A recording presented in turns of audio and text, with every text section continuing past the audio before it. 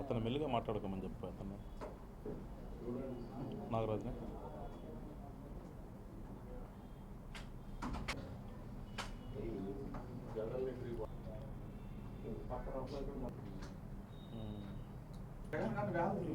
గోపి రావట్లేదండి మహా.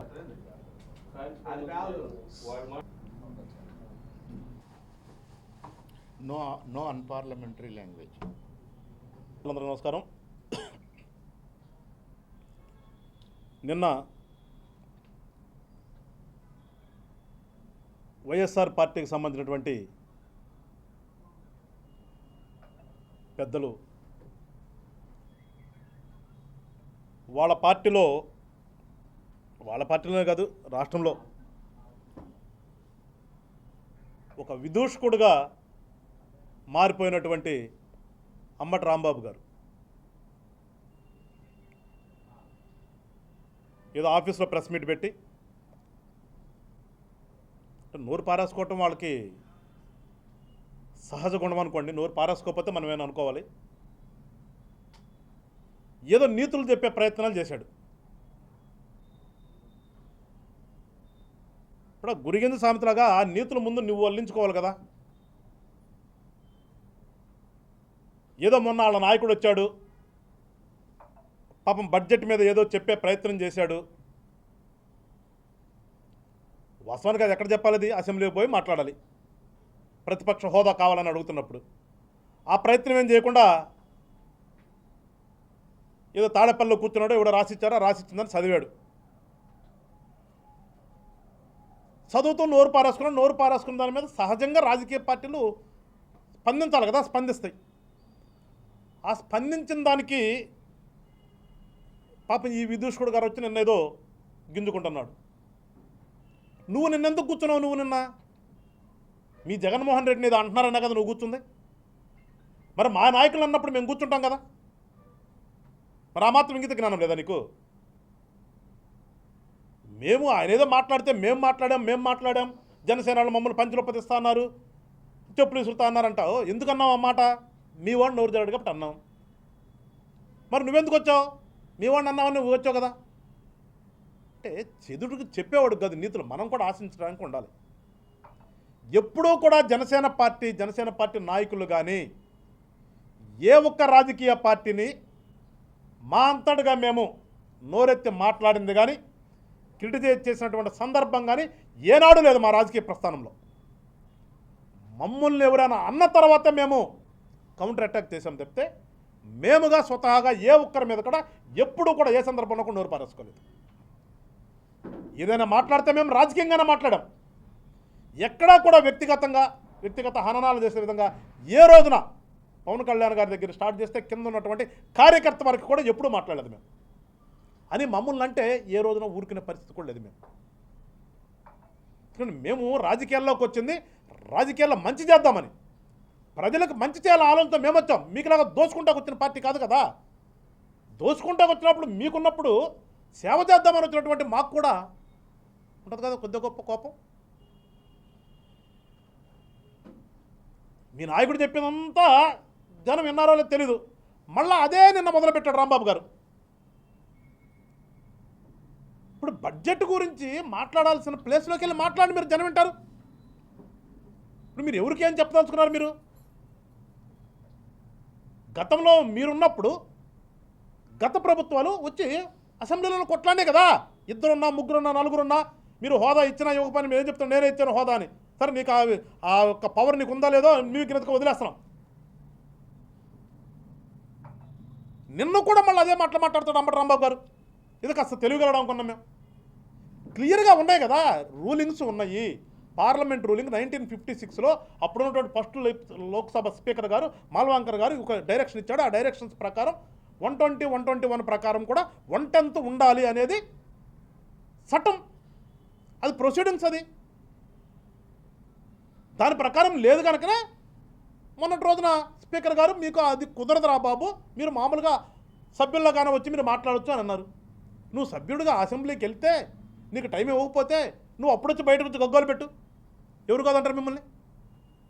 ఏమీ లేకుండా మీ ఇష్టం వచ్చినట్టుగా మీకు ఆఫీసులో మీకు టీవీ పేపర్ ఉందని చెప్పేసి మీరు మాట్లాడుకోవటం, రాసుకోవటం, తిట్టటం, మళ్ళీ మేము వచ్చి మాట్లాడితే మమ్మల్ని తిడుతున్నారు, మా మీద కేసులు పెడుతున్నారు.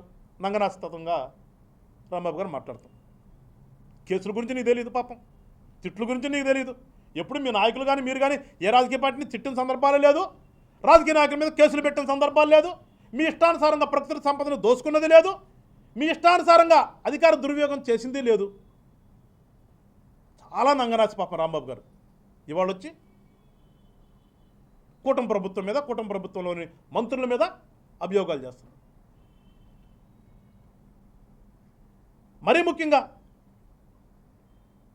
మా నాయకుడి మీద మాట్లాడుతున్నాడు, మనోహర్ గారి మీద. మిస్టర్ అంబటి రాంబాబు గారు, నువ్వు గతంలో మంత్రిగా చేశావు. అంతకుముందేదో నువ్వు చెప్తావు మా మహానాయకుడు టైంలో కూడా ఏదో చైర్మన్ గిరి కూడా చేసావు. నువ్వు నీ యొక్క ప్రస్థానం ప్రజలకు తెలీదా? లిట్ క్యాప్ చైర్మన్గా చేసిన దగ్గర నుంచి నువ్వు మొన్న మంత్రిగా చేసినప్పుడు కూడా నీ ఘనకార్యాలు ఎవరికి తెలియదు. నీకు నువ్వొచ్చి ఊరకనే నాదెండ్ల మనోహర్ గారిని క్రిటిసైజ్ చేసేటటువంటి స్థాయి నీది ఉందా? అసలు నీదు ఆ స్థాయి తగ్గాడు వాడు నువ్వు ఏమన్నా? అసలు నీకు మనోహర్ గారికి ఏమైనా పోలుకుందా? లేదంటే మీ యొక్క పార్టీలో ఉన్నటువంటి సోకాళ్ళు పాత బ్యాచ్ ఎమ్మెల్యేలు కానీ మంత్రులు కానీ ఏ ఒక్కళ్ళకైనా సరే మనోహర్ గారి పక్కన నుంచున్నటువంటి స్థాయి ఉందా మీకు ఎవరికైనా? స్థాయి లేని మీరు వచ్చి ఒక స్థాయి గల వ్యక్తి మీద మాట్లాడే ముందు కొంచెం ఆలోచించాలి కదా రాంబాబు గారు. అంటే అంత ఎటకారంగా మాట్లాడుతున్నాం, మేము మాట్లాడితే ఎటకారం అంటావు. నీ ఎటకారం ఏంటి? నువ్వు బియ్యం మంత్రా? అదే నీ విఘ్నత. బియ్యం మంత్రి ఉందా క్యాబినెట్లో ఏమన్నా? నీ తెలివితేటలయ్యా. అందుకే నేను ఒక బఫూన్ గడ్డ చూసేది రాష్ట్ర ప్రజలందరూ కూడా. నువ్వు నిజం చెప్పినా కానీ అబద్ధం అనుకుంటున్నారు ఇవాళ రాష్ట్ర ప్రజలు. నీ పరిస్థితి అట్లా అయిపోయింది. ఇది ఏం చేసావు నువ్వు గతంలో? గుర్తులేదా నీకు? అరే పిల్లలు లెట్రిన్ బావులు క్లీన్ చేయడానికి దిగి చనిపోతే వాళ్ళకి సీఎం రిలీఫ్ ఫండ్ కింద 5 లక్షలు వస్తే ఆ 5 లక్షల్లో కూడా 50% నాకు ఇవ్వండి అని చెప్పేసేసి ఆ డబ్బులు నువ్వు వాళ్ళకి ఇవ్వకుండా ఆ చెక్కుని వెనక్కి పంపించేసింది నిజమా కాదా రాంబాబు గారు? ధైర్యం ఉందా నీకు చెప్పే ధైర్యం? నువ్వు గతంలో సత్తెనపల్లి నియోజకవర్గ ఎమ్మెల్యేగా ఉండి నువ్వు మంత్రి అయిన తర్వాత జరిగినటువంటి సంఘటన నేను చెప్తుంది. సత్తెనపల్లిలో 3 చనిపోతే వాళ్ళకి సీఎం రిలీఫ్ ఫండ్ కింద డబ్బులు వస్తే ఆ డబ్బుల్లో నువ్వు సగం ఇవ్వమంటే వాళ్ళు ఇవ్వనని రోడ్డెక్కితే ఆ చెక్కులు ఇవ్వకుండా వెనక్కి పంపేసింది వాస్తవమా కాదా చెప్పేటటువంటి ధైర్యం నీకుందా అంబటి రాంబాబు గారు? రేపొద్దున కూర్చుందామా? ఎవరు ఎలాంటి వాళ్ళు ప్రజలకు తెలీదా? నీ బతుకేంటి? నీ బతుకు మంత్రిగా ఉండి సంక్రాంతి పండగకి లాటరీ టిక్కెట్లు అమ్మించుకున్నటువంటి నీదొక బతుకు. నువ్వు వచ్చేసి వాళ్ళకి క్రిటిసైజ్ చేస్తావా?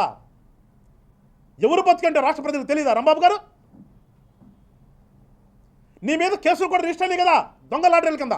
లాటరీ టిక్కెట్లు అమ్మటం నిషేధం అని చెప్పేసి తెలిసినటువంటి నువ్వు ఒక పెద్ద మనిషివి లాటరీ టిక్కెట్లు అమ్మిస్తే దాని మీద సత్తెనపల్లిలో కేసు రిజిస్టర్ అయ్యి నీ మీద ఇవాళ సత్తెనపల్లి కోర్టులో కేసు పెండింగ్ ఉందా లేదా?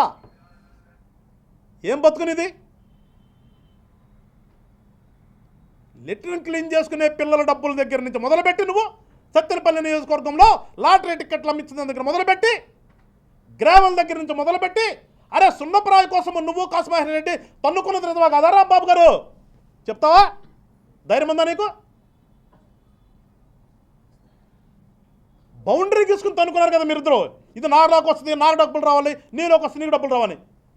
నీ భాగోతం ఎవడు తెలీదు, నీ చరిత్ర ఎవడు తెలీదు. నువ్వు వచ్చి వాళ్ళ మనోహర్ గారిని క్రిటిసైజ్ చేసే అంత స్థాయి అనేది. ఈ రాష్ట్రంలో రేషన్ బియ్యాన్ని నాశనం చేస్తుంది మీరు కదా. రేషన్ బియ్యం దొంగలు ఎవరో తెలియదు రాష్ట్ర ప్రజలకి. ఆ రేషన్ బియ్యం దొంగని కాకినాడలో పట్టుకున్నామనే కదా మీ ఏడుపంతా. అక్కడి నుంచి మూలాలన్నీ ఒకటొకటి వస్తున్నాయనే కదా మీ ఏడుపంతా. వ్యవస్థను నాశనం చేస్తుంది మీరే కదా రాంబాబు గారు. చెప్పే ధైర్యం ఉందా నీకేమన్నా? రేషన్ బియ్యం కోసం ఇస్తామనే పేరుతో ఎండియు వాహనాలను కూడా పెట్టి మీ ఇష్టానుసారంగా పంచుకుంది మీరే కదా రాంబాబు గారు. నువ్వొచ్చి అలా మనోహర్ గారు వచ్చిన తర్వాత వ్యవస్థల్ని సరిచేసే క్రమంలో అన్ని సాట్ల పట్టుకొని ప్రజలకు వెళ్ళే విధంగా మేము చేస్తూ ఉంటే మీ వాళ్ళందరిని లోపలేస్తున్నామని ఒక పిచ్చి భ్రమలో ఉండి నువ్వు వచ్చి మాట్లాడతావా? ఏదో మాట్లాడాలి కదని. ఇంగిత జ్ఞానం ఉండాలి రాంబాబు గారు. నువ్వు ఇంకా పెద్దవాడు అని ఇంకా గౌరవిస్తున్నాం మేము.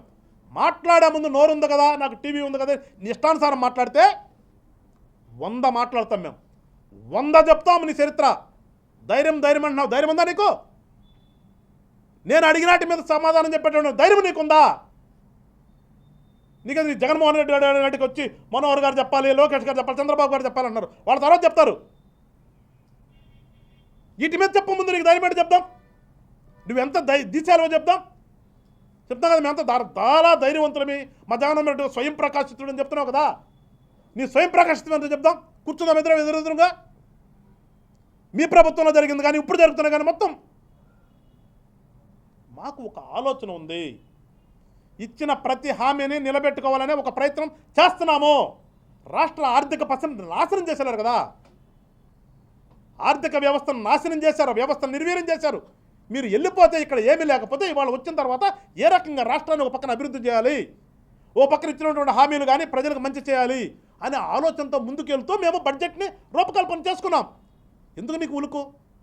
ఎన్ని రోజులు గడిచింది? 8 నెలలకు అయింది. 8 నెలలకే నీకు ఎందుకు అంత ఉలుకు? నీకులాగా చెప్పేది ఒకటి చేసేది ఒకటి లాగా ఉండదు మేము. అరే నీ స్కీములో స్కామ్ లేనటువంటి స్కీమ్ ఏదో చెప్పరా బాబు గారు? మాట్లాడితే మా జగన్మోహన్ రెడ్డి అమ్మవాడు ఇచ్చాడు, అయ్యవాడు ఇచ్చాడు, తాతపుట్లు ఇచ్చాడు. నువ్వు పెట్టినటువంటి స్కీముల్లో స్కామ్ జరగనటువంటి స్కీము ఒకటి చెప్పు. నీ ధైర్యం ఏంటో చెప్తా నేను. లేదు ఎదురెదురు కూర్చుందామా?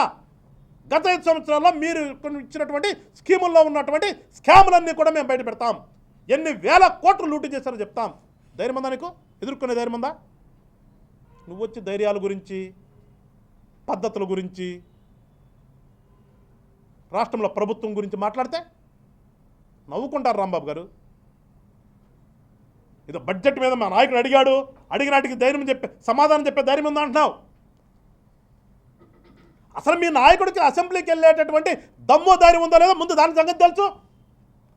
అసెంబ్లీ సెషన్స్ జరుగుతుంటే ఇంతవరకు అడుగు పెట్టకుండా బయట కూర్చొని నాకు టైం ఓవర్ అని చెప్పేసి మొరిగా మీరు అందరూ కూడా చెప్తున్నాను. మీరు చెప్పే దీచాలకి ధైర్యశాలికి అసెంబ్లీలో అడుగు పెట్టేటటువంటి దమ్ము ధైర్యం ఈ 5 సంవత్సరాల్లో ఉంటుందా లేదా? దానికి సమాధానం చెప్పందు. నువ్వు అడిగినట్టు తర్వాత చెప్తాం మేము. చెప్పాల్సిన పల్లె ప్రజలందరూ కూడా తెల్ల పేపర్ ఇచ్చాం. బడ్జెట్ అంటే తెలుసు, బడ్జెట్లో కేటాయింపులు తెలుసు, అందరూ చదువుకుంటారు. కానీ అసలు మీరు అసెంబ్లీకి వెళ్ళే ఆలోచన ఉందా లేదా ఈ 5 సంవత్సరాలు? దాన్ని చెప్పండి ముందు సమాధానం. మీరు ఆ ధైర్యం ఏంటో తెలుద్దాం. వెళ్తామో వెళ్ళమో అని చెప్పే ఒక మాట చెప్పడానికి ఆ ధైర్యం నీకుందా? నీ నాయకుడికి ఉందా? చెప్పించగలవా? చాలా మాట్లాడతాం రాంబాబు గారు. మేము కూడా ఏదో మాట్లాడటానికి వచ్చి మాట్లాడద్దు. మేము అన్నామని గింజుకునేటప్పుడు మీరేమంటున్నారో కూడా ఒకసారి చూసుకోండి. ప్రతి దాని మీద కూడా మాట్లాడగలం. ప్రతి విషయం కూడా మీకు సమాధానం చెప్పేటటువంటి దమ్ము ధైర్యం మా దగ్గర ఉంది. మాకు ఎక్కడా లేక కాదు. మేము ఏదో ఎటకారాలుగా ఏదో జర్మనీ అన్నాడు, జర్మనీ అనేది ఏమన్నా దాంట్లో ఉన్నదే. నిన్నెట్లా విలేకరులు అడిగారో, మీ నాయకుడిని విలేకరులు ఎట్లా అడిగారో అదేవిధంగా అసెంబ్లీ దగ్గర విలేకరులు అడిగిన దానికి పవన్ కళ్యాణ్ గారు చెప్పారు సమాధానం. ఎందుకు చెప్పారు? అది కూడా ఆనవాయితీ ఇచ్చారు కదా మీరు. ఒకటి గతంలో 3 రాజధానులు ఉన్నప్పుడు సౌత్ ఆఫ్రికాను కోటి చేసింది మీరే కదా. సౌత్ ఆఫ్రికాలో 3 రాజధానులు ఉన్నాయని చెప్పింది మీరే కదా. మరి అప్పుడు సౌత్ ఆఫ్రికా గురించి చెప్పినప్పుడు లేనటువంటి బాధ ఇవాళ జర్మనీ గురించి చెప్పగానే ఎందుకు వచ్చింది? ఏమైనా ఉందా అది వెనకేమన్నా? మా నాయకుడు చెప్పింది కాకుండా ఇంకా ఏమైనా నిగూఢ అర్థం ఏమైనా ఉందా రాంబాబు గారు? జర్మనీ అనగానే ఎందుకు గింజుకుంటున్నారు? ఏమైనా జరిగినా జర్మనీ ఏమైనా చేసి వచ్చారు ఏమన్నా మీరేమన్నా? నువ్వు కానీ మీ నాయకుడు కానీ ఏమైనా ఉంటే మేము తీస్తాం ఖచ్చితంగా. అవి కూడా తీసి ప్రజలకి ఖచ్చితంగా చెప్తాము. జర్మనీ అనగానే ఎందుకు గింజుకుంటున్నారు? ఎందుకో మరి. ఈ అన్నదానికి అనుకుంటాను నేనైతే. ఈ అన్నదానికి కాకుండా ఏదో ఉంది ఇంకా రాజకార్యాలయం మనం ఇక్కడ చేసి వచ్చినట్టున్నాం. అవి కూడా తీస్తాం. ఎందుకంటే అవి కూడా ఏదో జరిగినట్టుంది. అవి కూడా తీస్తాం. మీరు అన్నదానికే మేము ఎప్పుడైనా సమాధానం చెప్పాం కానీ మా అంతటికి మేము ఏనాడు కూడా మీ మీద మాట పారేసుకోలేదు రాంబాబు గారు. గుర్తుపెట్టుకోండి. మీ పార్టీని అసలు మేము పార్టీగానే గుర్తించట్లేదు. అసలు మళ్ళీ చెప్తున్నా, మీది అసలు ఒక రాజకీయ పార్టీగా మేము అసలు గుర్తించట్లేదు. మీది ఇప్పుడు చెప్తే మీది ఒక దొంగల సమూహమే. ఎప్పటికైనా మీ దొంగల సమూహమే మీది. ఎందుకంటే మీ నాయకుల మీద ఉన్న కేసులన్నీ కూడా దొంగతనం కేసులే కదా. అవి తెలుసుకోండి ముందు. అవి మీరు పెట్టిన కేసులు వెళ్ళి సాక్ష్యం చెప్పే ధైర్యం లేదు మీకు. మీ మీద ఉన్న కేసులకి కోర్టుకి వెళ్ళి తొందరగా తేల్చుకుందామనే ధైర్యం లేదు. ధైర్యం గురించి నువ్వు మాట్లాడితే ఎట్లా రాంబాబు గారు? ధైర్యం గురించి మేము మాట్లాడతాం. సీటు ఉన్నా లేకపోయినా గత 5 సంవత్సరాలు మీరు చేసినటువంటి దుర్మార్గాలకి, మీరు చేసినటువంటి దౌర్జన్యాలకి ఎదురు వడ్డీ నిలబడి రోడ్డు మీద పోరాటం చేసాం ప్రజల పక్షాన మేము.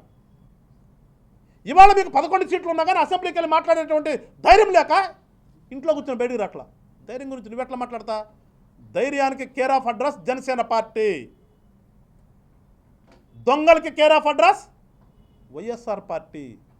నువ్వు వచ్చి ఏదో ప్రెస్ మీట్ పెట్టి మాట్లాడితే ఇంకో రకంగా ఉంటుంది.